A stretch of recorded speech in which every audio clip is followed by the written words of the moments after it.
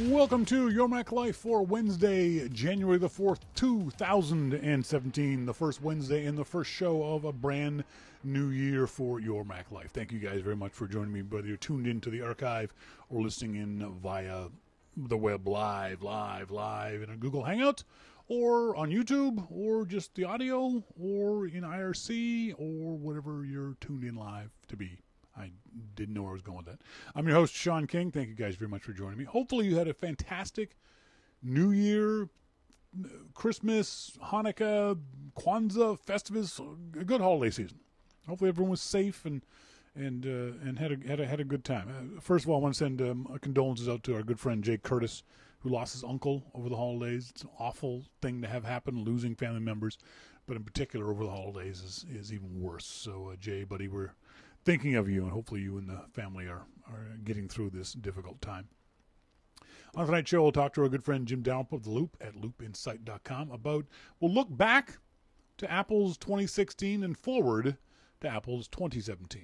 Did Apple have a bad year in 2016? Will they have a better or good year in 2017? We'll talk to Jim about that, among other things. CES is this week. The insanely huge consumer electronics show in Las Vegas, Nevada is going on as we speak, and thank God I'm not there. Even when I was living in the States, I hated going to CES. CES is just an awful show if you're a working journalist. It's exhausting. If you're working the show, period. If you're in a booth or if you're a journalist, it's so gigantic that it's impossible to cover, even with a team of 10. It's exhausting. You don't sleep enough. You don't eat enough. You drink too much. You remember Macworld Expo? It was literally 100 times worse than Macworld Expo. I guarantee you. If you were ever at a Macworld Expo, CES is 100 times worse. 100 times bigger. Just everything is bigger and just, bleh, oh God. So I'm so happy I'm not going to CES. That being said, there is, as always, a little nostalgia this time of year, in particular for those of us who did go to Macworld Expos. The fact that there are no more. I didn't realize that it's only been 3 years since the last Macworld Expo. 2014 was the last Macworld Expo. It was in March, so it's only 2 years and a few months. It's a real shame that show was killed through incompetence, is the only way I can describe it. I still believe that there's room for a consumer-focused Macintosh, iOS, Apple, iPhone, accessories, hardware, software show, but no one's going to put it on, so it's not going to happen. Mosquito says CES sounds like a running gag. It is in a lot of ways. There is a lot of stuff that goes on at CES that we outside of CES don't know about. There's $1 million deals that are going on in hotels all throughout Las Vegas. There are connections being made. There's information being passed. There is low-level industrial espionage going on. It is a big, important show, but not in a front-facing kind of way, not for the average person, even journalists who go there. So it looks worse than it is from the point of view of business. It is an important show business-wise, but not necessarily for its namesake, the consumer or electronics. Mosquito says it's interesting how these other biggie tech folks no longer talk about what actually killed Macworld, or do they? No one does. Macworld magazine is dead. The paper version of it. Macworld.com, the website, is a ghost of its former self. The other Mac websites out there were complicit in the death of Macworld Expo, so they're not going to talk about it. Nobody cared enough to save it, basically. Even the Mac media didn't care enough to save it. So the show died, again, because of incompetence on any number of people. IDG, the worst of it. Not the staff of Macworld Expo, not Paul Kent and Kathy Moran and all the other amazing people who physically put the show on. They did an incredible job, even when they knew they were circling the bowl. They worked as hard as they possibly could, given the very limited resources. IDG gave them, and they did their best to put on the best show that they could. But not only did they have a hand tied behind their back, they were blindfolded and one-legged in trying to put on that show. So, Mosquito says, I missed the best it was capable of. Yeah, the best for Macworld Expo, I think, was in the early 2000s.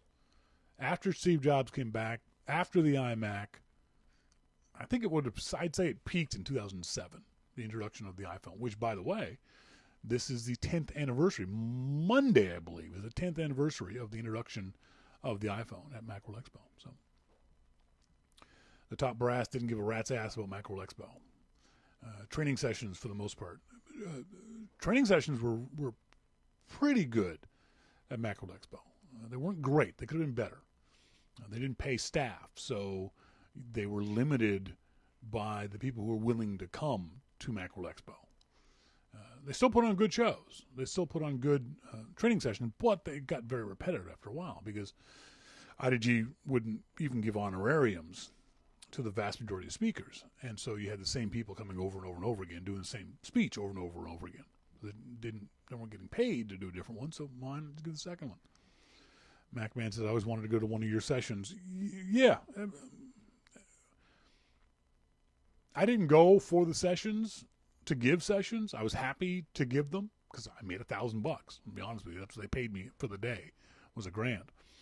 So that made me very happy. But when I wasn't doing it, which is most of the time, I loved going to Macworld Expo, not for the show floor, not for the vendors, not for anything except meeting other people. That was the best part of it. The fact that I got to hang out with some of you folks, I got to hang out with some other fellow media people, I got to hang out with some Apple friends, I got to hang out with some celebrities, both friends and people I got to interview. Got to go to San Francisco, which is a great city. I love San Francisco.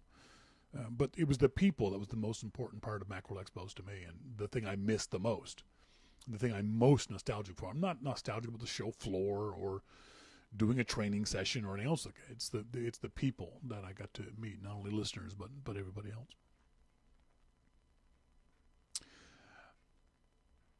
Oh, over the holidays, one of the things about the holidays for me is always important was baking. My mom's baking. And I've been on this little nostalgic kick for a couple of years now when it comes to cooking and baking, trying to recreate my mom's recipes.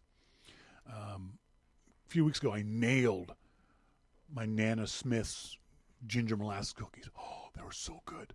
My second batch, not so much because I overcooked them. But speaking of Macworld Expo in San Francisco, there is the Buena Vista Cafe. You ever get to go a chance to go to San Francisco, take the trolley car from Union Square all the way to the other end until it ends. Get off, instead of going down the hill to Fisherman's Wharf, go left to the Buena Vista Cafe. The Buena Vista Cafe is a little restaurant, mid-range, casual.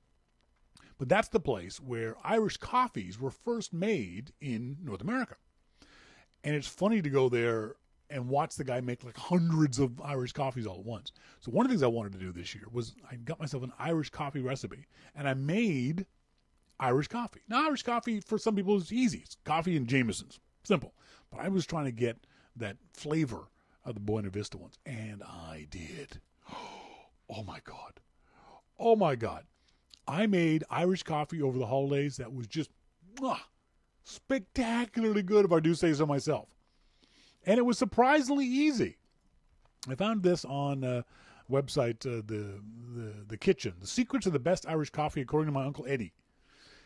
And one of the secrets is pretty obvious. You use Jameson's.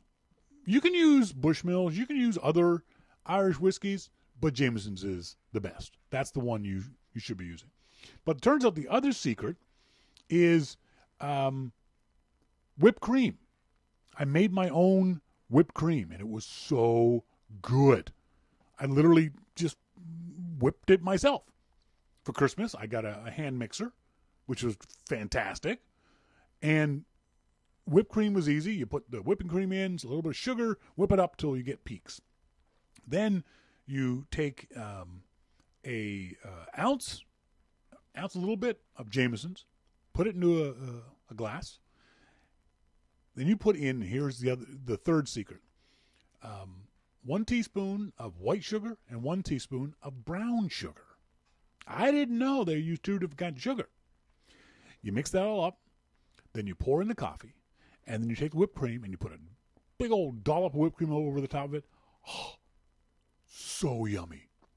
So freaking delicious. So if you want the secret to making your own Irish coffee, that's it. The website's The Kitchen, with no E for no apparent reason. And it's called The Secrets of the Best Irish Coffee, according to my Uncle Eddie. If you didn't get that, send me an email and I'll send you the link to the recipe. It was so good. I could have had dozens of them. I limited myself to 2 because Jameson's is expensive here in Canada. But it was definitely worth it. It was so delicious.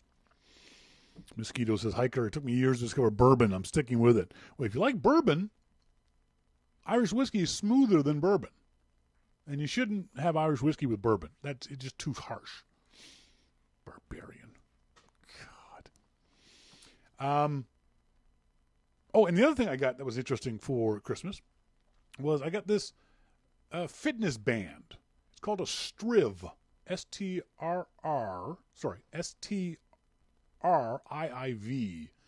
is the website, and it's the Fusion Light Basic fitness band. It was only $30, and it's kind of neat in that it does the usual steps thing. So there's a little screen on the front, and you tap on so there you have the time, and as you scroll through the screen, you have the number of steps, which is 1,000, which is nothing. You have the distance you traveled. You've got the calories you burned. You've got the active minutes and a bunch of other stuff. So it does the usual fitness, usual tracking stuff. But the other thing I like about this is it does notifications. Very much like the Apple Watch, not nearly as fancy as the Apple Watch, but it does low-level notifications in the sense that if someone sends me a tweet, it buzzes on my wrist. This thing sits in your wrist like any other activity tracker. And I can look at the little screen and see the tweet. I can see who sent the tweet, and I can read the tweet. Now, it takes a bunch of scrolling across the screen to read the tweet, but I can at least see who sent the tweet to me. And then I can decide whether I want to pick my phone up to read it. It also notifies you of incoming phone calls, of incoming Facebook messages, Flipboard messages, text messages, iMessage, and text alert messages. So it's kind of like a low-level Apple Watch without the fancy band. I don't even care about the fancy band. And I'm going to be interested to test this out once the spring comes, and I'll do more walking and riding a motorcycle and that kind of stuff. But it's not bad. It's kind of interesting. I like it. Nice little gift for Christmas. So later on the show, we're going to talk to our good friend Jim Dalrymple of The Loop at loopinsight.com about the year in review of Apple, the year gone past from Apple, and the year ahead for Apple. All that and much more coming up. This is your Mac Life.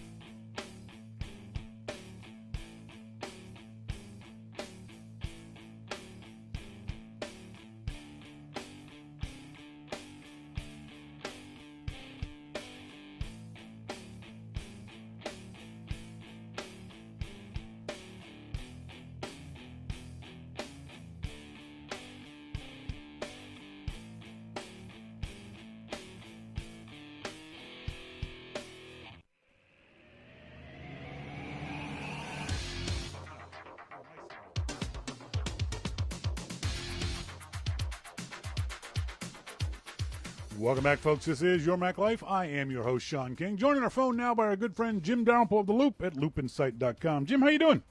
I'm doing good. How are you? I'm good. Merry Christmas. Happy New Year. Hopefully you had a great one there in lovely California. How was the weather for you guys down there?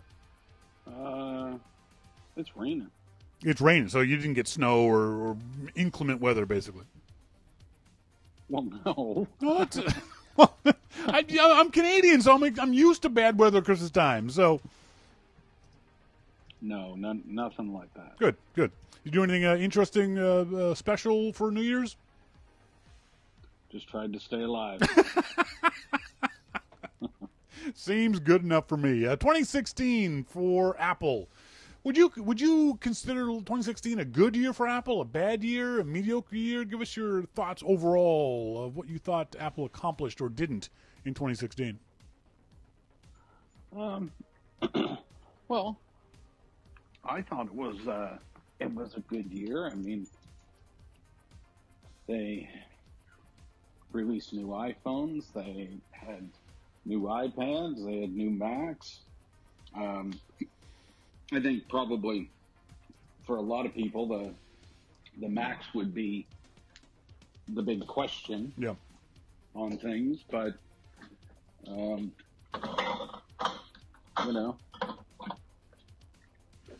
other than that, I think they had a pretty good year. Interesting you would say. I wouldn't have said that their year was a pretty good year. I would say compared to its other years, I don't think this was its greatest, certainly. I don't think it was awful. I don't think it was its horriblest, but I think it was a mediocre year for Apple. I think there were so many things that weighed the company down in any number of ways that it sort of negated the upside, because I don't think the upside was very up. You know what I mean? I mean, the MacBook Pro is a great machine, but it wasn't some sort of giant leap forward for any number of people. And it was weighed down by the disappointment of no new Mac Pros, no new iMacs, and no new stuff. So the good and the bad, I think, of Apple in 2016 just cancel each other out. Yeah. It wasn't a blockbuster year, financially or anything else, but it wasn't a bad year either. Yeah, exactly. It wasn't. I don't think it was as bad as what the naysayers want to make it seem like. I saw some people comparing it to 20 years ago, 1997. It's like, no, not even close. Come on. Not even close.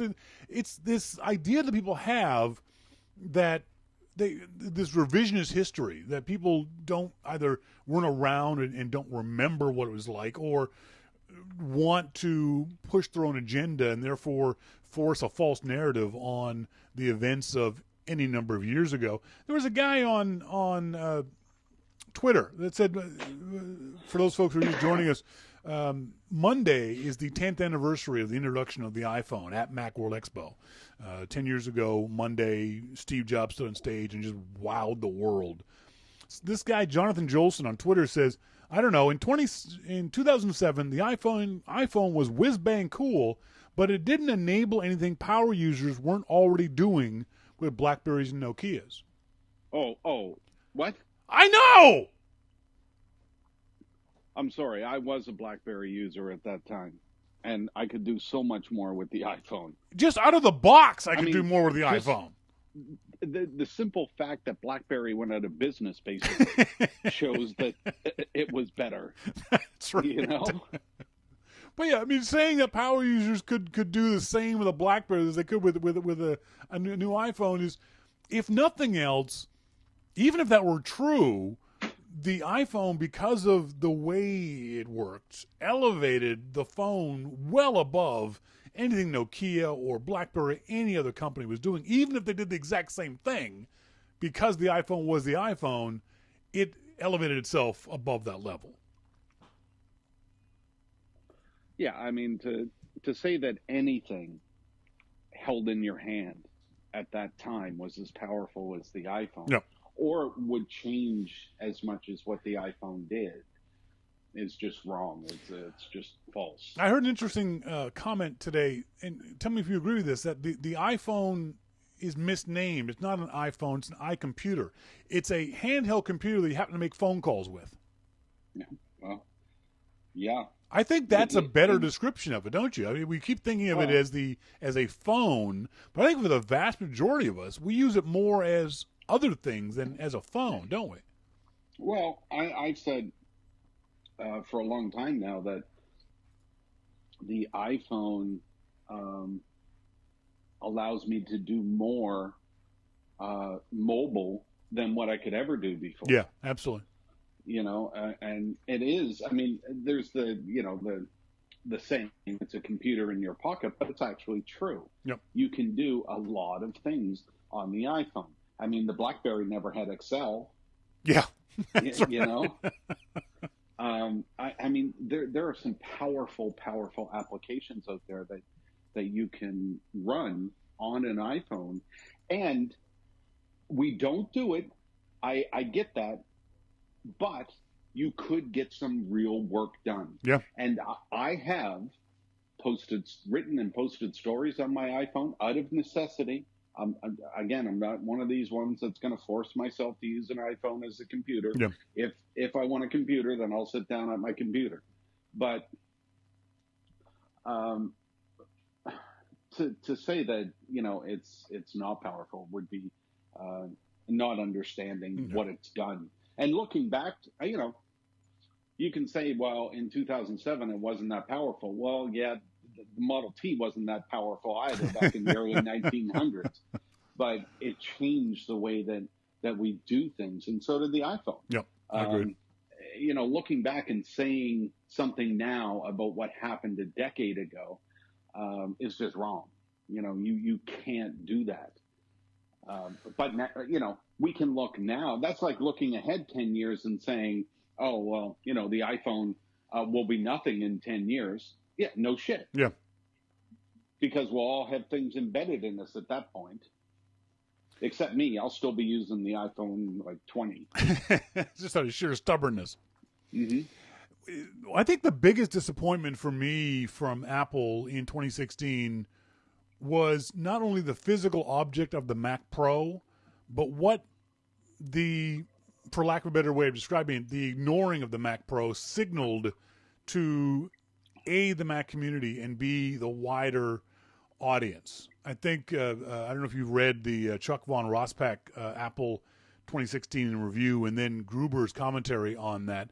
They make a great point about the Mac Pro. The Mac Pro should not still be around the way it is at the price it is. Apple, after all these years, after all this ignoring the product, is still selling it at pretty much the same price as it was in 2013. If the Mac Pro had dropped in price by a third by now, I think it'd be a great deal, even if nothing else changed. But still charging 2013 prices in 2017 is almost offensive. Okay. One thing that I would like to say about the Mac Pro.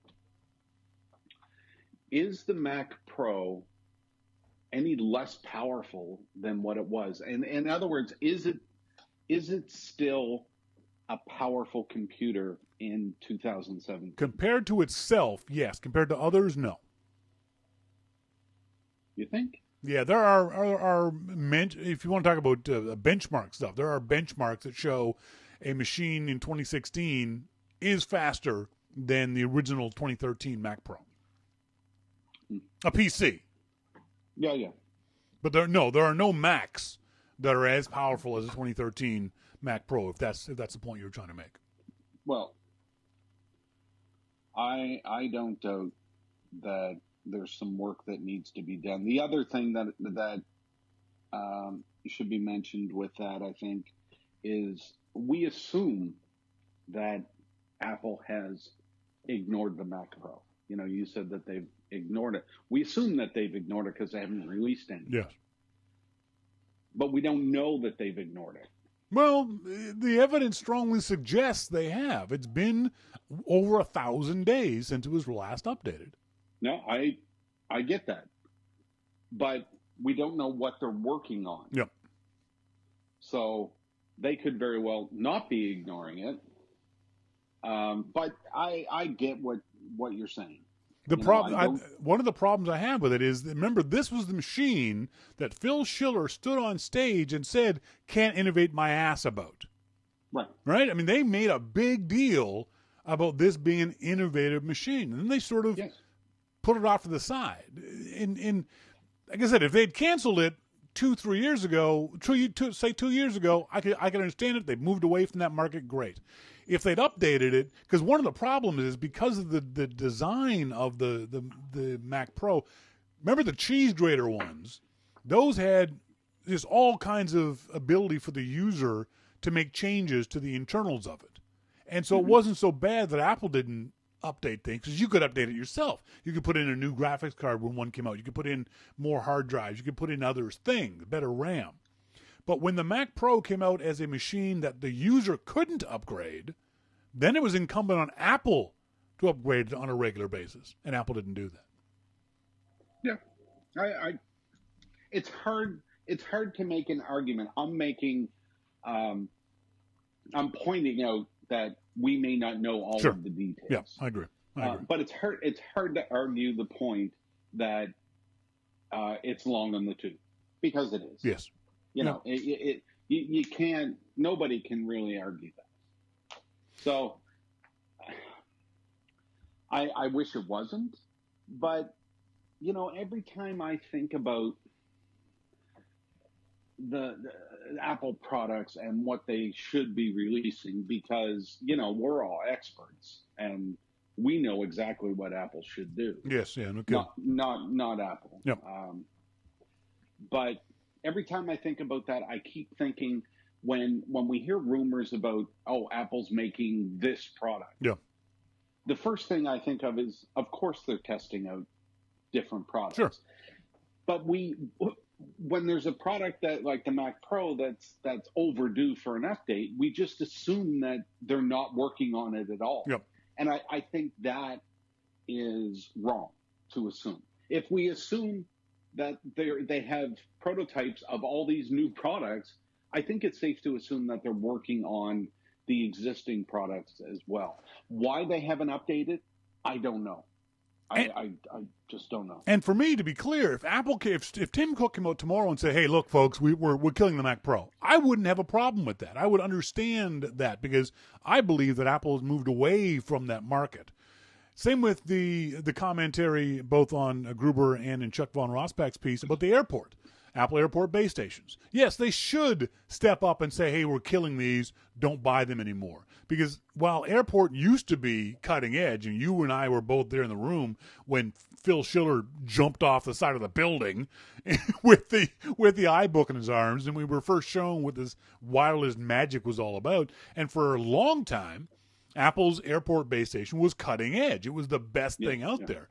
Now, I wouldn't say it was in the top third of devices that you would recommend for people. There are devices out there now that do what the Airport does. They do it better and just as easily.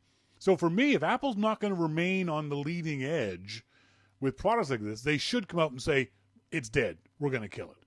They're not doing that, and I think that confusion is what's causing a lot of this sort of angst in the Macintosh market, of just not knowing where Apple is going. It'd be fine if they killed it, but at least say you're going to kill it. Okay, but this is something that we talk about quite a bit. Yeah. Is there confusion in the general market about the Airport base station? No. They think it's a wireless router, and it is, and Apple makes it, and they do, and that's that. But maybe inside the little community of Mac users, then we may care whether Apple continues on or not. Yeah. They're probably still selling base stations to consumers because it's Apple and it's a wireless thing, and they go set it up and it's easy, and they don't care. So we're looking at things from, inside baseball. I'm not saying you're wrong. Yep. I'm just saying that, the average consumer probably has no idea that there's this angst about a wireless base station and whether it should be there. And They just know, hey, I have an iPhone. Now I have a Mac too. Yep. Let's go buy one of these Apple things and set it up. And they do. I have two of them. I would still, to this day, if someone said to me, what should I buy? My first question is, what kind of support do you have? Do you have someone, is there a nerd in your family that can help you? And if they say yes, if they say no, I say get a base station. Even though I know Apple's killing it, even though I know it's long in the tooth, if you don't have any tech support other than calling Apple, then that's going to be the best base station for you. But for a techie or someone else, I wouldn't recommend an Apple base station today. Well, when I ask a friend, when they ask me about stuff, and I ask them what their tech support is, and they look at me. Yeah, I agree. Yep. Let's look ahead to 2017 for Apple. I think we're going to see new Mac Pros. You know what? I don't doubt that. I don't doubt that Apple has heard the reasons behind it. I think that this is the watershed moment for the Mac Pro. I think that at WWDC, if we don't see new Mac Pros at WWDC, we can pretty much consider the product dead. Would you agree with that? Well, I don't think that you can consider anything dead. But I think that's the most likely time for Apple to announce a new high-end power user type machine. And it might just be better RAM in the trash can machine that we have now. I don't think they're going to redesign it. I think they will upgrade the internals to better processors, faster RAM, faster hard drives, whatever it might be. I think they'll upgrade the internals. I think the externals will stay the same. But I think that's the time, if Apple wants to send a signal to everybody, the power users and the developers and the PC crowd, that they're still in the high-end workstation game, that's the place to do it. Well, I mean, I don't think that you could not make an argument that WWDC is the best place to introduce almost anything. Yeah. Now, Monty says no, since WWDC isn't about new hardware, it's about software. But Apple has quite often announced new high-end hardware at WWDC because that's the guy sitting in front. What are you doing? What? Have you knocked over your shopping cart? Yeah, I did. Sounded like it. I did. But I think that's your target audience right there, those developers in the room who want the big iron for whatever reason. And those are the guys that you would be selling that to the very next day. So, yeah, they don't always do hardware, but that's a great spot to do a hardware announcement. Of course. I mean, that's a great spot to do almost anything. Yeah. I mean, when you're looking at selling to your core, I mean, WWDC is it. Yep. When you're selling to consumers, then the special events are it. Yes. But, Apple always has to have something for developers to work on. Yep. Whatever that is, there has to be something for those people to work on. So, how many developers use a Mac Pro? I'd be Not willing. Too many that I know. Yeah, I would say I think the Mac Pro is one of those aspirational things that I'd love to have one, but I can get by with an iMac. I think a lot of developers, depending on what kind of developing they're doing, probably get by with a 15-inch MacBook Pro.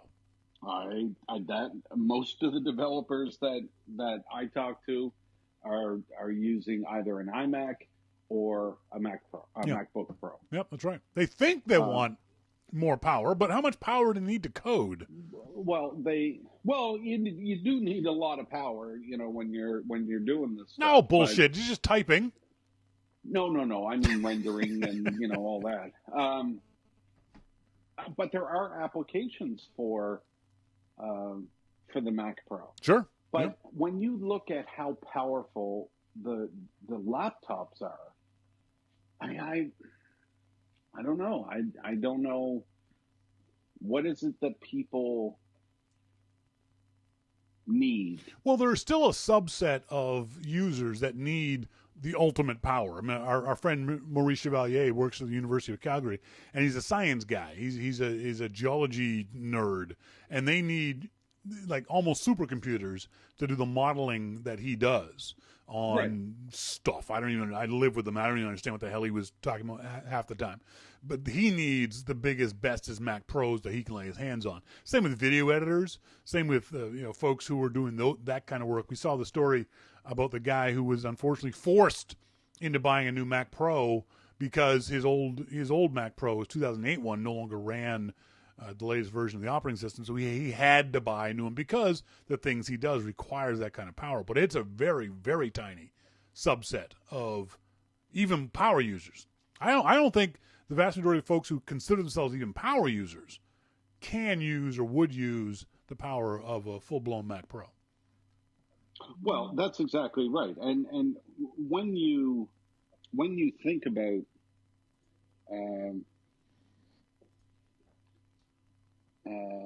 what people actually do, I mean, let's think about that. And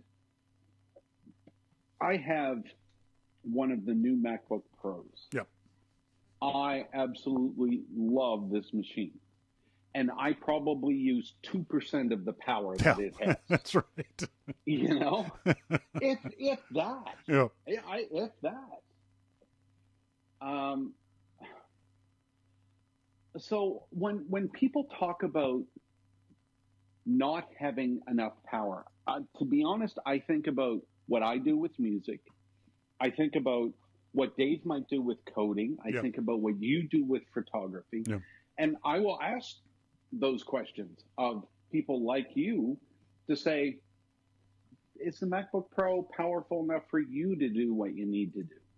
Because I don't know what it takes to be a photographer and, go out with a backpack, you have your camera, you have your computer. Can you do everything that you need to do with a MacBook Pro?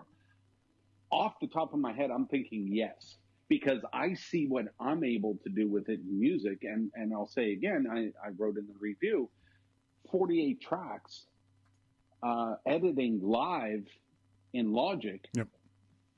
And, this is live audio. This is MIDI. This is everything just piling on that poor computer. And it didn't even, there was no blip. There was no nothing. It just worked. So, I know that people want the power and they want the new things, but do they need them? Well, yeah, it's a tough call.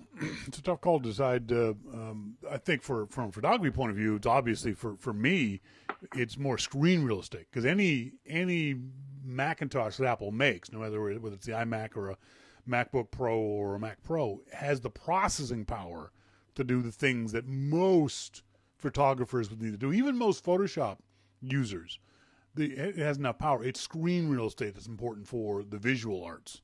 And obviously the Mac Pro doesn't matter. You have to buy your own screen. It's the iMac, the 27-inch iMac. That's a big deal for those folks. Let's move on to talk about other things that we might see. Sorry. Just to be clear, that 27-inch iMac is a brilliant computer. Yeah, I agree. I love that computer. I would say it's the most useful Apple computer Apple's ever made. When it comes to everything. I think it's a great computer. Yep. I really do. Do you think in 2017 we'll see any more from Apple with regards to either augmented or virtual reality? I think it may be too soon. Yeah, I agree. Will we see something from Apple in that regard? Yes, I believe so. Yep. Apple is one of these companies that is, I think, investigating a lot of different products and a lot of different avenues, augmented being one of them. And, you see things like the Samsung VR and things like that. But Apple is more practical, I think, in its implementation of things. Yep. So when we look at take NFC for instance, everybody and their dog was putting out NFC on their phone. Yeah. There was nothing to use it with.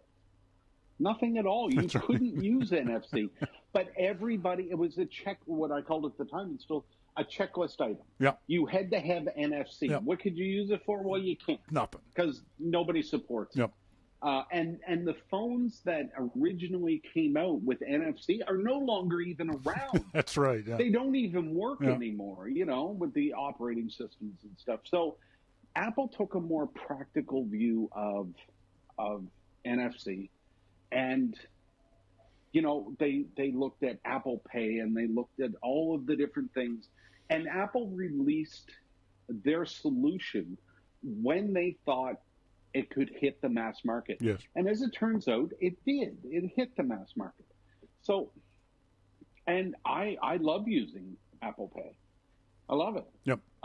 So when you look at things like augmented reality, virtual reality, so Samsung has this thing out now, those stupid looking goggles. Yes. It's a toy. Yep. Let's be honest. It's a toy.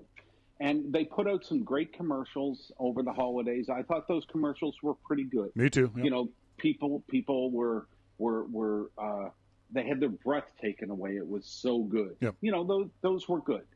But the actual technology doesn't do anything. So do we wait for augmented reality where it actually helps you achieve a goal? No matter what that goal is, I need to find something, and augmented reality will help me do that. I think that's a ways down the road, to be honest. I don't think that's something that 2017 will show us. True, but it can be argued that if Apple jumped into this market, it would jumpstart the market moving forward. It would encourage more people to do it. Very much like USB and FireWire and any other number of technologies that Apple has gotten in ahead of the rest of the market and driven adoption because of it. But I do agree with you. I don't think we'll see anything from Apple in an AR, even though Tim Cook keeps talking up AR. I don't think we'll see anything. We're not going to see AR goggles or anything from Apple in 2017. And virtual reality, I don't know if we'll ever see anything from Apple with regards to virtual reality. No, I don't think so. Not with virtual. Virtual reality is old. Yeah. At this point, I think I don't really think that we're going to see a whole lot in that realm. But you bring up a very good point in that if Apple jumps in, like they did with USB, like they did with taking out CD players, and stuff, other people will follow, and the technology will take off. So, except CD players, that didn't take off. but Apple typically doesn't want other people in its business when it's launching something like this, because they want to launch something cool and new. So even if Apple was working in AR, you have to think that they would come up with something very cool and then let people hitch on. Yeah. Not announce it first and then, let people work with them along the way. That's not the way they do things. Yeah. They come out with a solution and they allow you to work with them to make that solution work. So I don't think we'll hear anything from them until they have something that they can show that will help in some of the apps that are out there. I mean, clearly, I think AR is going to be part of iPhone, iPad. Yes. It's going to be an iOS thing. So, what is it that we do with our iOS devices that could benefit from AR? Those are the types of things I think that Apple will tackle. Yeah. Speaking of Apple tackling things, it's going to be a big deal at this year's CES. That's 4K. Do you think in 2017 we'll see a 4K Apple TV? Well, why is 4K such a big deal? Visuals. It's just a better looking codec than what we have now. Well, the problem that I see with 4K, and I'm looking at this strictly from traditional type broadcasting, yep. is we don't get things in 4K. I mean, if you go to on demand for any of the major service providers, yes, you go to on demand and go to one of the networks, the traditional ABC, NBC type networks. A lot of their content is in SD. It's not even in HD, let alone 4K. Everything I watch nowadays is in HD. No. I'm talking on demand. Oh, you mean like your TV, local TV provider on demand? Or are you talking Netflix and Amazon and that kind of stuff? No. I'm talking your TV provider. Okay. Yeah, I don't look at that stuff, so okay. So if you go to on demand, a lot of the network shows, not HBO or Showtime, they all do HD. Yeah. But a lot of the network ones still do SD. Okay. So, I mean, you're talking about having 4K. They can't even do HD. Now, Apple TV is a little bit different, but I think that these companies, these networks, they drag their feet on everything. Yep. I can't see why they wouldn't drag their feet on 4K too. Well, I think is there really a need for a 4K Apple TV? Need? No. Demand? A little bit. Okay. So if there's a 4K Apple, the Apple TV is just streaming it. Yes. So isn't it incumbent upon the networks to provide the 4K content? There's all kinds of 4K content in Netflix. So what's stopping the 4K content from getting to your 4K TV? For a lot of people, it's going to be bandwidth, as Wayne says in the RC chat room. 4K will kill bandwidth caps for those who have them. Absolutely. Yeah, I agree with that. But technically, what is stopping if 4K is on your let's say ABC puts out all 4K shows. Okay. What's stopping you from streaming that 4K show through your Apple TV? The fact that the Apple TV right now doesn't handle 4K streams. How can it not handle 4K streams if all it does is it's passing it through to the 4K TV?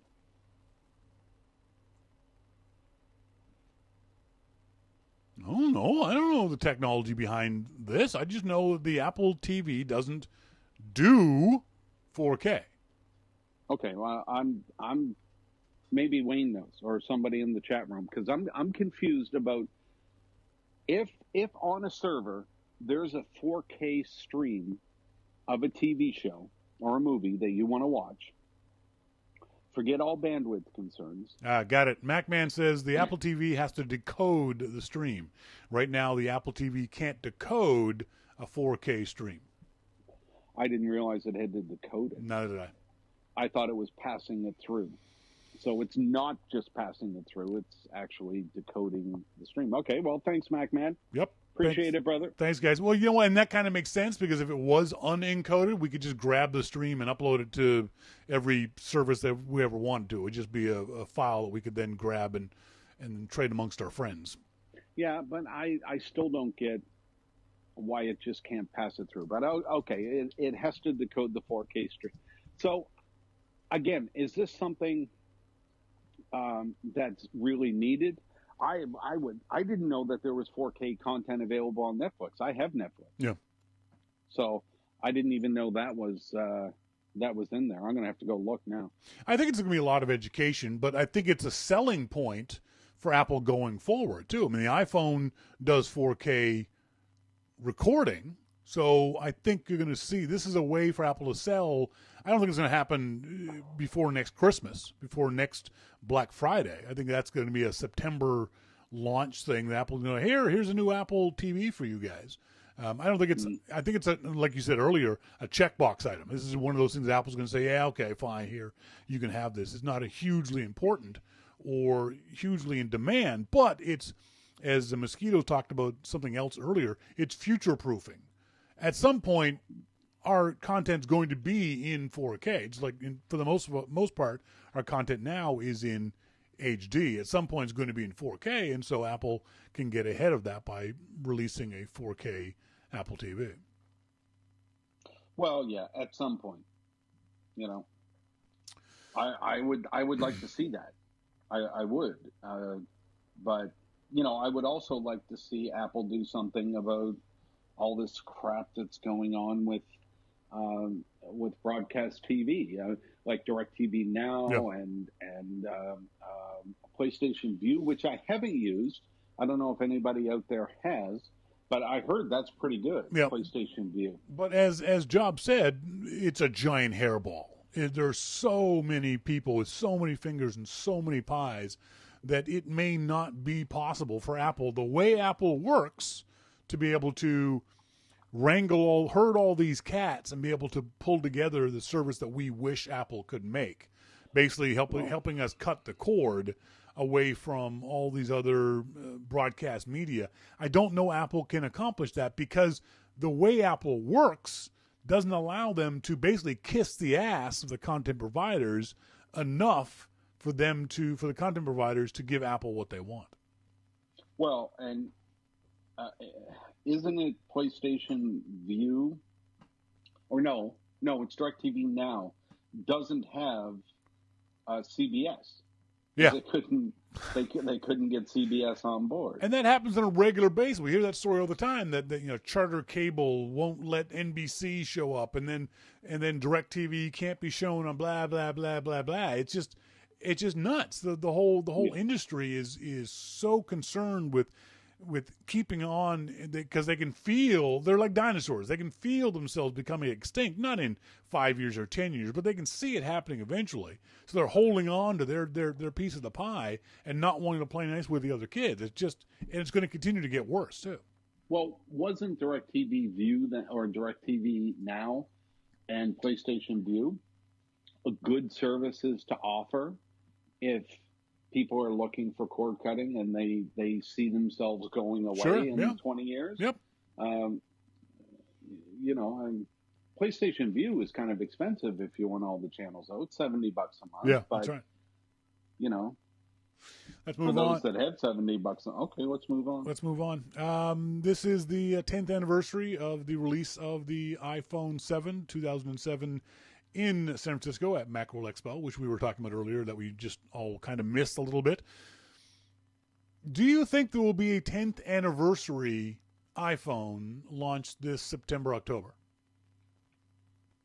I don't understand the question. Will Apple make a big deal out of this iPhone as the 10th anniversary iPhone? No, I think that they'll mention it.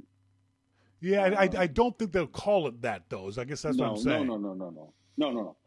They'll mention it. They'll say, it's been 10 years, yep. and maybe they'll have one of those marketing videos yep. of here's what's happened over the last 10 years, like they did last year with the keynote in 107 seconds yep. or whatever it yep. was.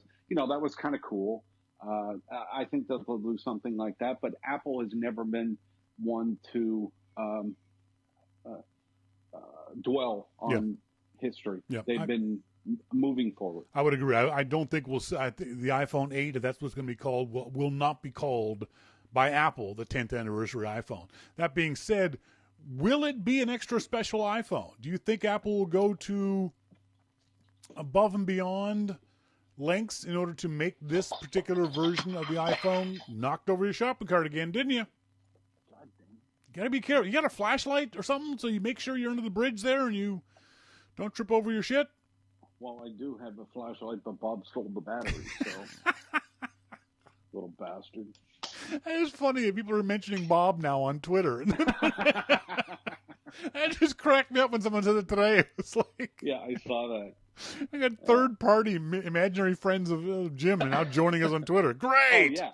It's imaginary until you try and turn on your flashlight and your batteries are gone. I hate when that happens. And Bob's giggling over by his cardboard box. Then it's imaginary. We've heard the rumors of this edge-to-edge, all-glass iPhone, and it's going to be this, that, the next thing, and I don't know. I don't care, honestly.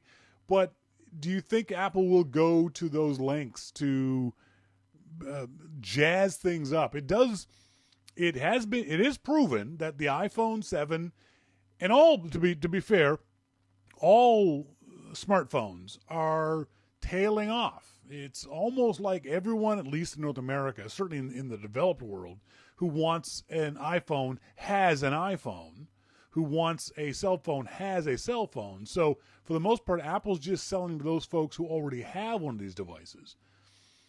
So does that mean Apple has to jumpstart something, or can they keep getting by just siphoning off Android users? That's a good way to put it. Look, I think that, and I don't mean this in any kind of derogatory way, but I think the easiest way to siphon off Android users is to release something cool. Yep, I agree. And Apple hasn't done it. They haven't released something like crazy wow for a while. So I don't think that Apple's goal is to, I forget how you just put it, get by. No. I don't think that is ever their goal. I think that they try and put out the best iPhone that they can in the design year that they can. Yep. Now, 2017, because it's the 10th, because it could have edge-to-edge glass and stuff like that, could be a big year for Apple. Yep. So, are there still... this is the question that I look at. Are there still users out there that Apple can attract?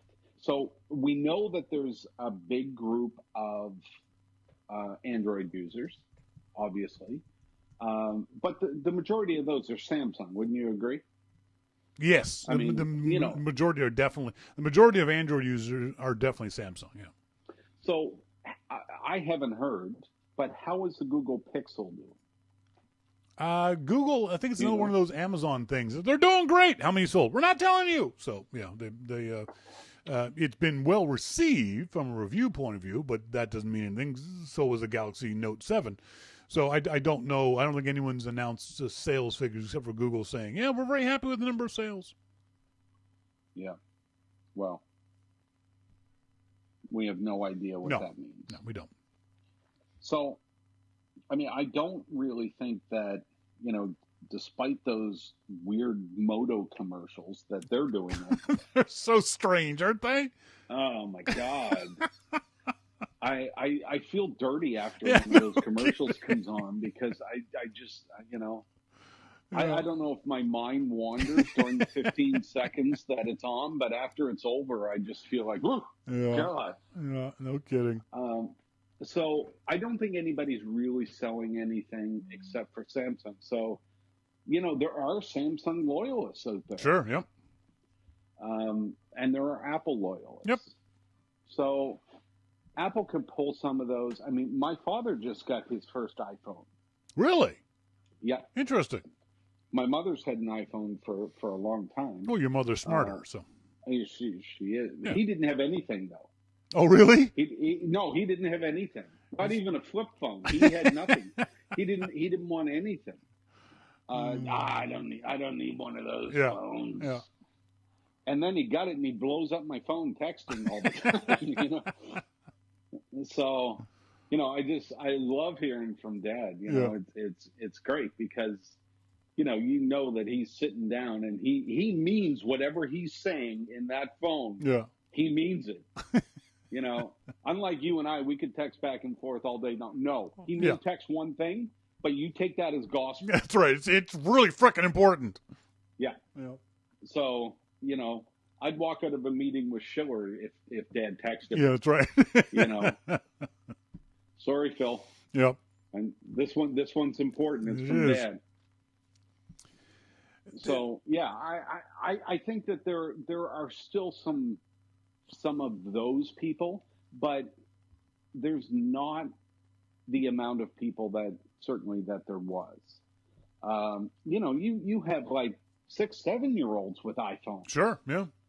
You know, and I mean, when my kids were young, there's no way they were getting a phone. Any phone. I mean, any phone. If they wanted to use the internet, they had to be downstairs. Yep. You know, there's no laptops, internet in the bedrooms or anything like that. I mean, but things have changed over the years. So, you know, there's still that market, and I think that really kids put a ton of pressure on parents, not only to get them the cool phone, but to also be cool themselves. You know, because kids are embarrassed enough by their parents. Sure.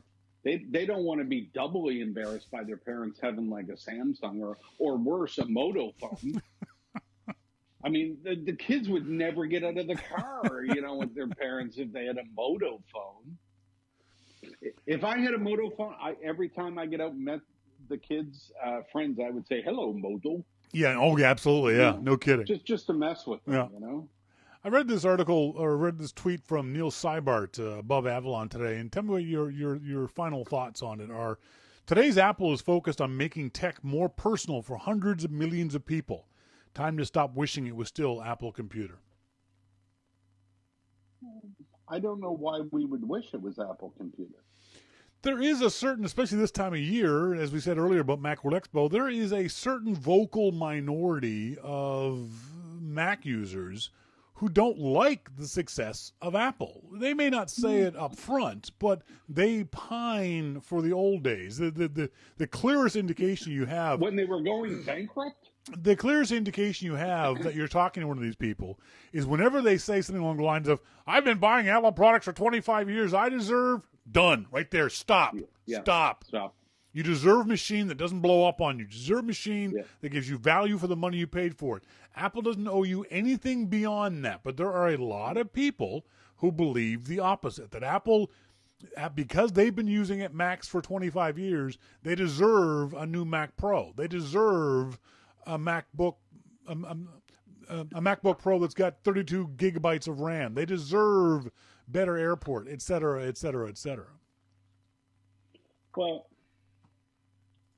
it's interesting to talk, and you and I both know a lot of these people. Oh, yeah. I love these people. They are part of the crew that kept Apple going. Absolutely. During those bad times.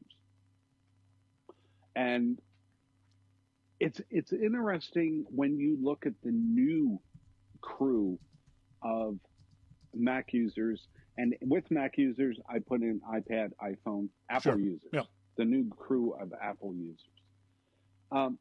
They could care less about Apple. Yeah, oh, absolutely.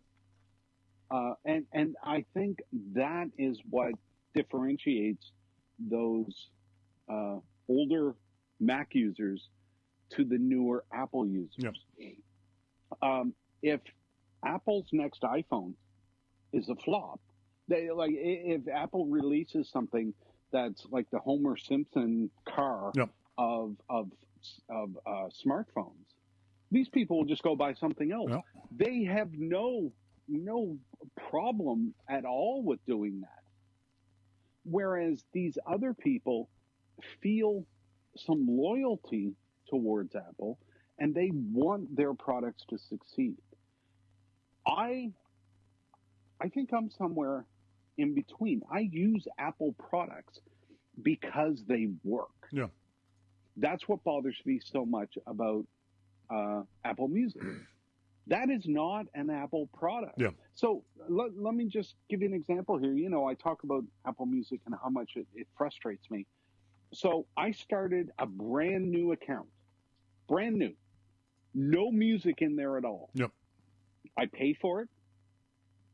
Same account that anybody new coming to Apple Music would have. And I've been using it now for a couple of months. So I like stuff. The same thing I would do with my other account that had my whole music library with it. This one started off with nothing. I would add songs. I would do all this stuff. So yesterday or the day before, in the For You section, which I check every day, it said, more music like Metallica. Okay. Yeah. I'm all for that. It had Jackson Brown, Bob Dylan, Jimmy Eat World, Jimmy Eat World. Jimmy Eats World, yeah. Jimmy did something to the world. And something else I can't remember. Yeah. But something along those lines. How in the world is Jackson Brown anything like Metallica? Anything. I mean, they each have a guitar. That's probably it. I think Metallica ate Jackson Brown's family on tour one year. Oh, God. So how does that happen? Yeah. This is brand new account. I have listened to classic rock, to blues, to obviously hard rock and metal and rock. But how is it that Apple put in For You more like Metallica and then put Jackson Brown, Bob Dylan, and Jimmy Eat World? Yeah. It's very frustrating. I actually stood in the rain looking at the screen, wondering who at Apple was fucking with me. That's right. Because at this point, you got to believe that's exactly what's happening, don't you? I do. Like Schiller is just going, I'm going to fuck with Jim. Watch this. Put some Madonna in there. Ah, here you go, Jim. Well, that's what happened to my other account. My account with all my music in it. That's why I started a new one. Because that For You section showed me the Hamilton soundtrack.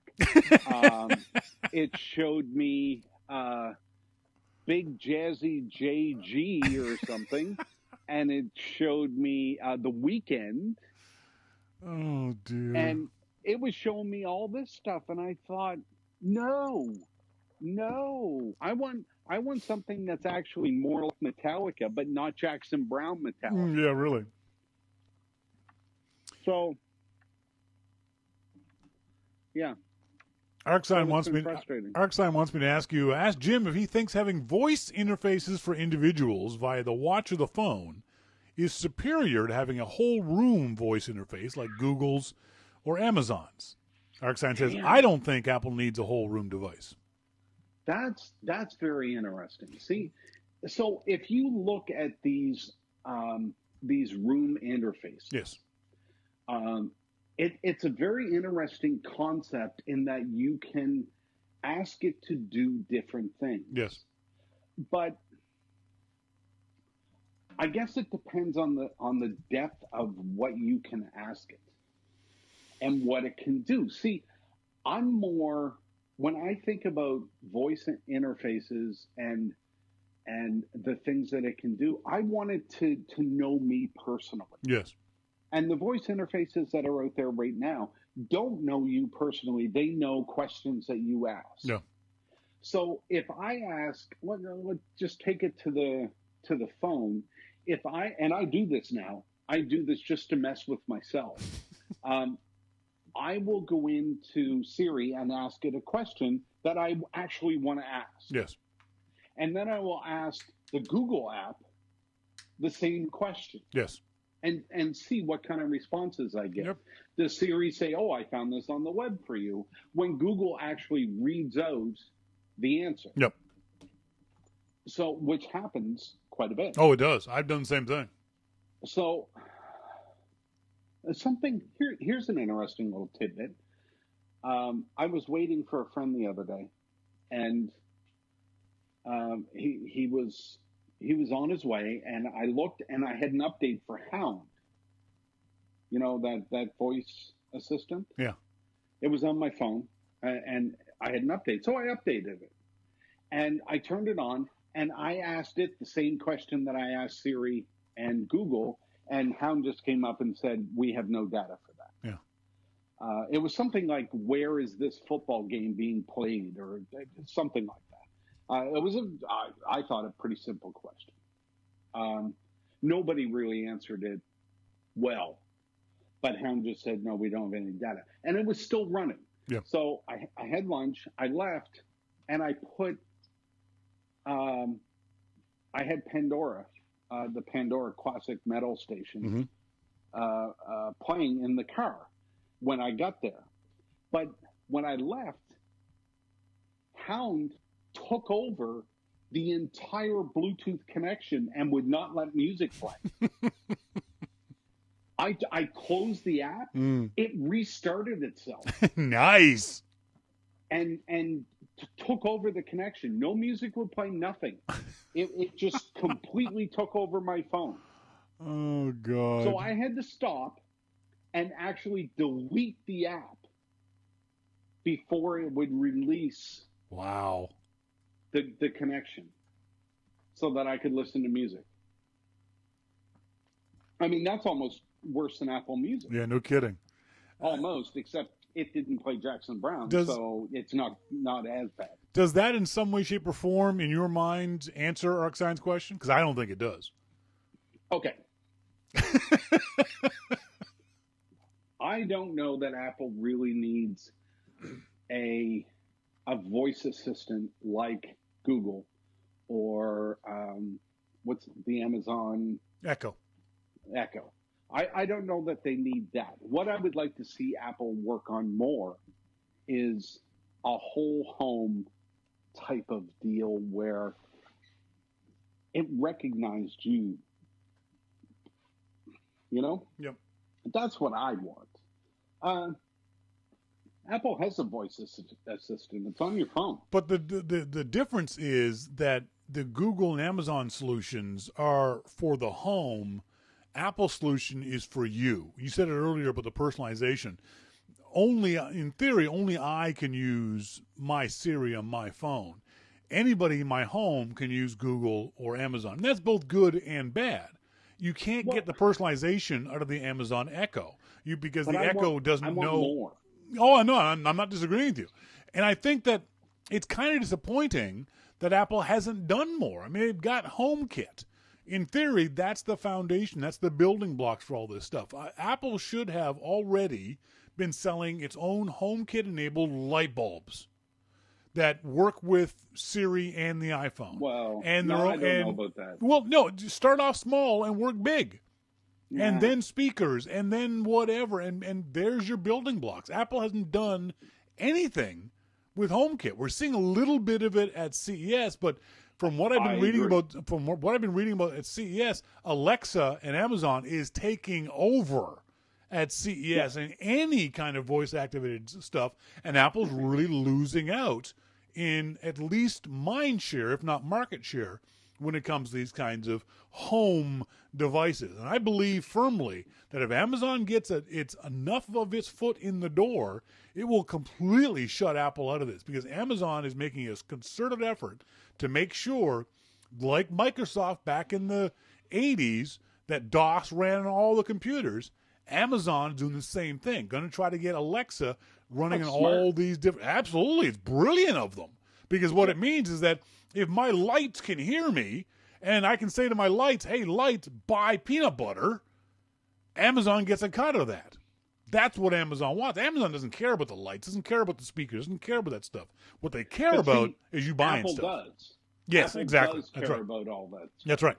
So I think it's wrong for Apple to come out with products that do that. Philips has products that do that, and if that's what Philips wants to do to work with Apple, and I think all that is great.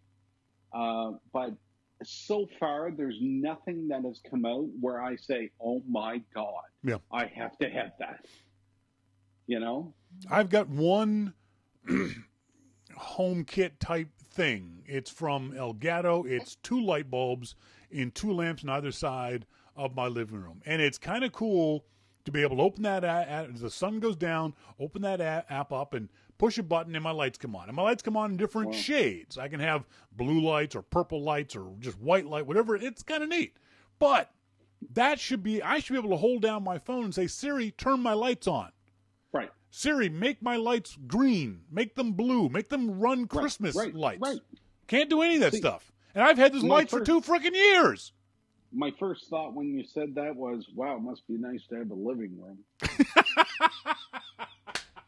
My living room is wherever the shopping cart is parked. And wherever Bob is. Oh, dear.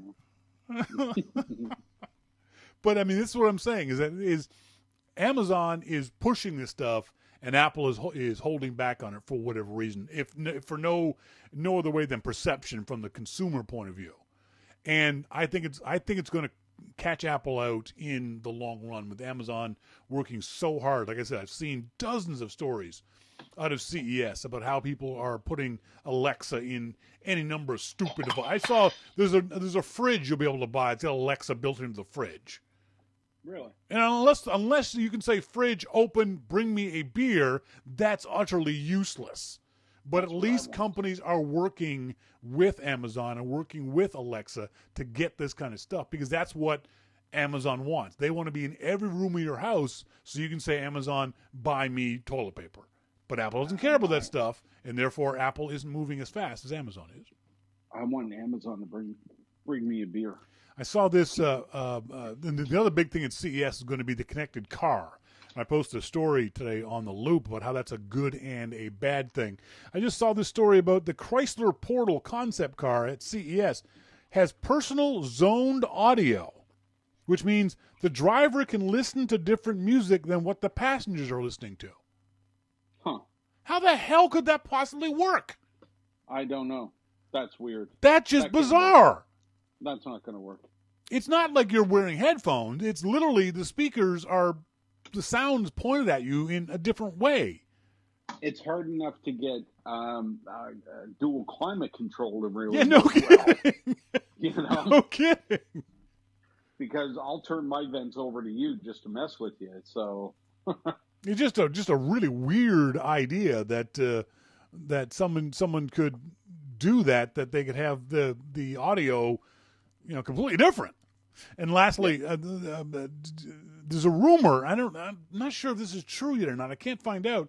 Apple in iOS 10.3 could debut this month with theater mode for texting during movies. What do you think about that? What, you can't text during movies? Well, what it is theater mode will automatically mute your audio and dim your screen so you can text during a movie. No. No! Don't do this, Apple! No.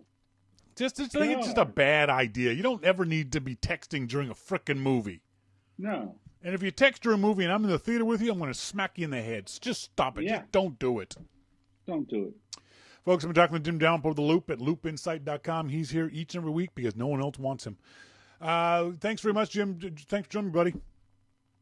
Thank you. Talk to you later. Bye. Bye. Yeah, that's just an odd thing to do. That's just to allow that. And like I said, it may not be in fact what's going to happen, but I don't think that Apple should include that. Don't encourage people to text in the movie theater. That's just annoying. I saw this tweet over the holidays, and it really pissed me off. From a guy named Ray Wirt. I don't know who Ray Wirt is. I don't really care who Ray Wirt is. He says, tonight we light the menorah of the hut to honor Carrie Fisher. Oh, that's cute. That's funny. For every retweet I get tonight, I'll donate $1 to mental health charity. Okay, you know what? Fuck you. Just donate the money. Don't use Twitter to pimp yourself. Don't use giving money to charity to pimp yourself. Don't use the death of a celebrity to pimp yourself, you asshole. Just donate the frickin' money. God, I hate people who do that. And did you know a 2011 study found that gift givers think cash will be the least appreciated gift, but it's actually the most appreciated gift. Do you think that's true? I think it depends on who's giving you the money. If your maiden aunt is giving you $50, yay, auntie. Thank you very much. I can use the $50 to buy beer and stuff. If it's your wife, not so much. I think it depends on where you're getting the money from. If it's someone you care deeply about, you want something more personal than just cold hard cash. But if it's a friend, a neighbor, I don't mind getting Starbucks cards from friends. I kind of like it. I load the card up on my phone and that's great. But if you got a Starbucks card from your wife, that's not a good thing. I think it depends on who's giving you the card. We're talking about CES. Brian Chen over at the New York Times. I can't believe the New York Times sent Brian Chen. I mean, in theory, they're best and brightest. And this is what he came up with. This is what to know about CES 2017. And Chen says 4K television may be ready for prime time. Okay, first of all, he says may be ready, which is just a weaselly way of putting it. Either it is or it isn't. What do you think? Is 4K TV ready for prime time? I don't think so. I don't think, to be clear, 4K TV isn't going to be like curved TV, which is already dead. It isn't going to be like 3D TV, which is already dead. I think 4K TV is going to be the future, but just not this future, this year. Yes, some folks will buy a 4K TV because the prices are coming down where those gadget geeks want that 65-inch 4K TV. But I think it's not going to be until next year. Maybe Super Bowl 2018, more likely Christmas 2018, before we start seeing more and more people getting into 4K TVs. He goes on to say, smart home systems are maturing. Yeah, they're maturing, but they're not mature. They're not there yet. The problem with smart home is that there is no common standard that all these companies can hook into. So, for example, if you buy a Philips Hue system of light bulbs, it doesn't work with anyone else's system. You have to keep buying Philips Hue system. Your Hue will never work with your Nest thermostat, for example. So without some sort of standard, I don't think the smart home is really going to take off outside of nerds and techies. That's why I want Apple to really push HomeKit, because HomeKit could be that foundation. HomeKit could be that thing where Panasonic and Elgato and all these other companies could build on top of it, and their products would interoperate and communicate with each other. Until that happens, I can't see smart home systems taking off at all. And finally, he says drones are getting cheaper. Really? Really, Brian Chen of the New York Times? Drones are getting cheaper. Well, I'm so very glad that the vaunted gray lady sent your ass down to Vegas so you could tell us drones are getting cheaper. Wow, that's some insightful technology reporting from you. And that was it, by the way. Those were his three things. 4K TVs, smart homes, and drones are getting cheaper. Boy, I'll bet they're glad they spent the big bucks on sending Brian to CES, aren't they?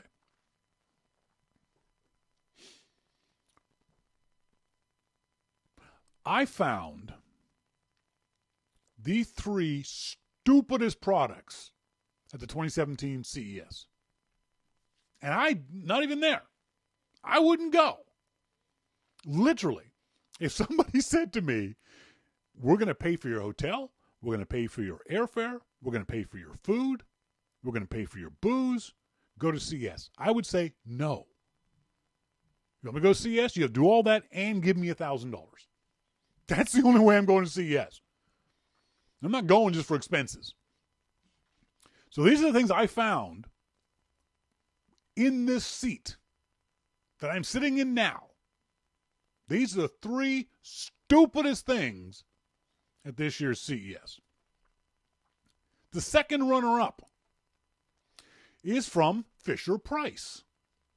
Fisher-Price's Think and Learn Smart Cycle. What this is an exercise bike for children. Let me say that again. It's an exercise bike for children. It's a stationary bicycle for children. Can you see what's wrong with this? Buy the kid a real bike. Send his ass outside. Bicycle with him. But it's raining. Then don't do that. But don't buy this thing. It's got like a screen on it where the kids can play game. I don't care. Just no, don't buy this. This is utterly idiotic. Sherry says, does it come in adult sizes? Because I'd totally buy that. Oh my God. This is just ridiculous. Goes on, and this is the other thing I always tell folks about CES. CES is very much about testing markets and prototypes and maybe not. Here's my key to whether a product is real or not. 4 learning apps will be available for the Think and Learn Smart Cycle when it goes on sale in fall 2017. So there's no release date inside the next 2 months, and there's no release day outside of a season. This is 3 seasons away. This is not a real product. This is not a product that would probably ever make it into the stores. But it's utterly ridiculous. They do have a price, though, so I'll give them that. Usually there's 3 things for me. That's got to be a price, it's got to be a firm release date, and a firm release day before I think it's real. This will be suggested retail price of $150. Here is the second stupidest thing I saw at CES this week. Yes, it's a screen. But the screen is a Moen connected shower. It's a 2-function digital controller for your shower. Now, what that means is you have to rip out your shower walls and install this thing, or have it installed in your brand new home. So you're not going to do either one of those things, are you? Because this connected shower allows you to control water temperature, set timers for auto shower shutoff. Who the hell wants their shower to automatically shut off? As for control water temperature, you know those things called taps? They work great and have for hundreds of years. Oh yes, there's an app for this. The companion app for both iOS and Android smartphones gives you the same controls and customizations as the UI digital controller. But, so you're going to, before you get in the shower, you're going to use this thing to turn on the shower and set the water temperature? It's got a handy feature for kids that's a timer. Will automatically shut the shower off after a set time. Is this a real problem? Kids showering for too long? Now, 16-year-old boys, yes. But kids? I don't think there's a problem kids showering too long. The digital controller connects to a digital valve that's installed in your shower's water pipes. It's a Moen U-connected shower. That is the first runner-up to be the stupidest thing I saw at CES. Here is the single stupidest thing I found at CES. Now, keep in mind, in the past, there have been things like the haptic fork. Remember that from 2-3 years ago? It's a fork that had a Bluetooth controller and a gyroscope so it would vibrate if you ate too fast. It was a fork that would tell you how much you were eating. It was idiotic. And by the way, notice that never made it to market. Okay? Hang on, I gotta get the video for this one. Oh, where'd it go? Oh no! Where? Hang on, stay with me. Shoot, where'd the video for this go? I had the video for this.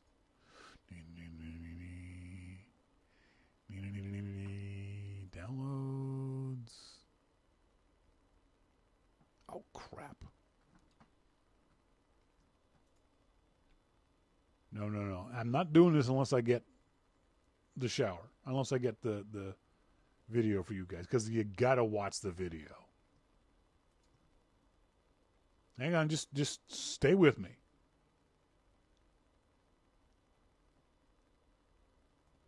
Oh, come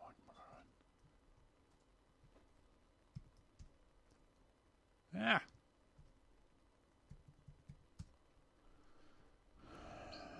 I had the video earlier. Gizmodo. I'll go to Gizmodo. Gizmodo's going to have it.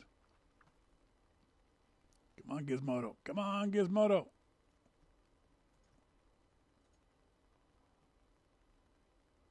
First of all, let me tell you, this is a $200 device. Okay? So keep that in mind. Good. Here it is. Here it is.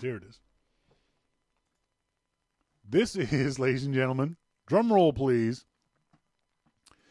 the world's first smart hairbrush.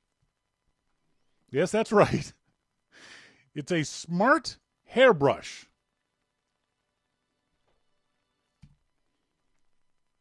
What that means is this hairbrush has got technology inside of it that will do... Oh, hang on. It's not showing it. It's got a microphone. Because that's what everyone needs. You see this? Microphone captures the hair's sound waves to identify frizziness, dryness, split ends, and breakage. It's got a gyroscope that analyzes brushing force and speed, an accelerometer that counts strokes. Wait for it. But wait, there's more. It has haptic feedback with a vibrating handle to guide brushing technique. And of course, there's an app for that. The app provides hair analysis and customized product recommendations.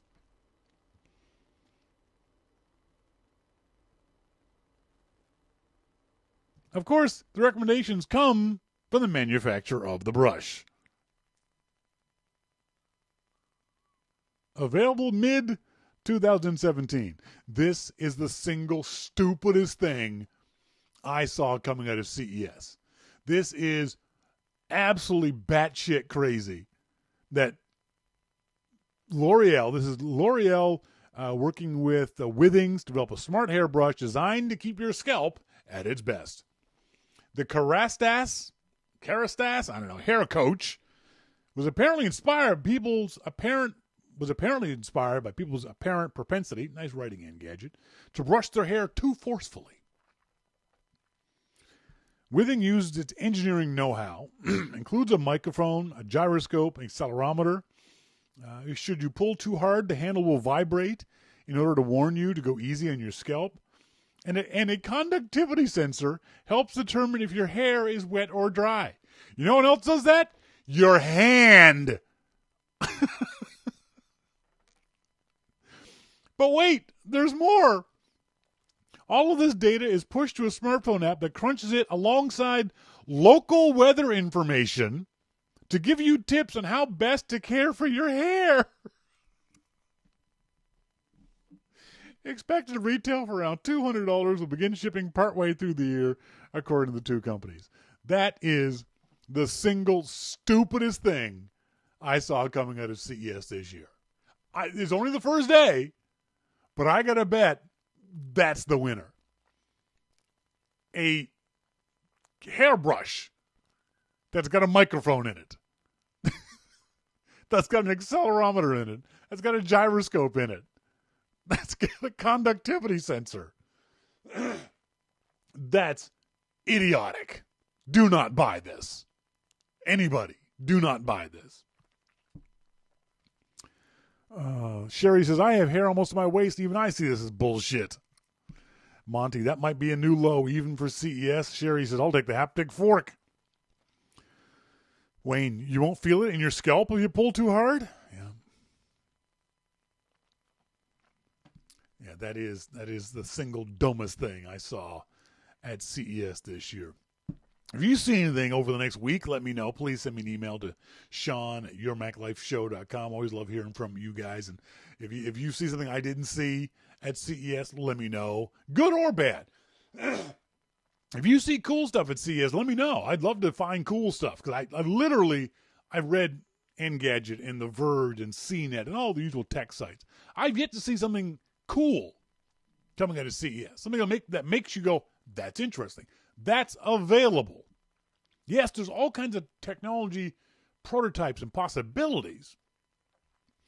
One of the cars, the electric cars, supposedly has a new battery that'll get you 250 miles on a single charge, which is very, very good. But it will also recharge, give you a 150-mile charge with only 20 minutes of charging. That seems impossible, but if it's true, it's very, very cool. That's a long range, a good, decent range, but also a very quick recharge speed. But it's a prototype. So unless it's actually available, I don't believe it. But yeah, so if you see anything that you think is cool or interesting or remarkably stupid, as I did at CES, any coverage, or even on your local news, let me know. Shawn@yourmaclifeshow.com. That's it for tonight's show, folks. As always, I want to say thanks very much to our good friend Jim Dalrymple of The Loop at loopinsight.com. And to you guys for being tuned in here each and every week. This is a great New Year show. Thank you guys very much for joining me, and hopefully we're entering our 23rd year of broadcasting. This is starting the 23rd year of me being on the internet, and I want to say thanks to you guys for being tuned in for this show and the next one and the next one after that. As always, until next week, I've been Shawn King, and you're listening to Your Mac Life. See ya!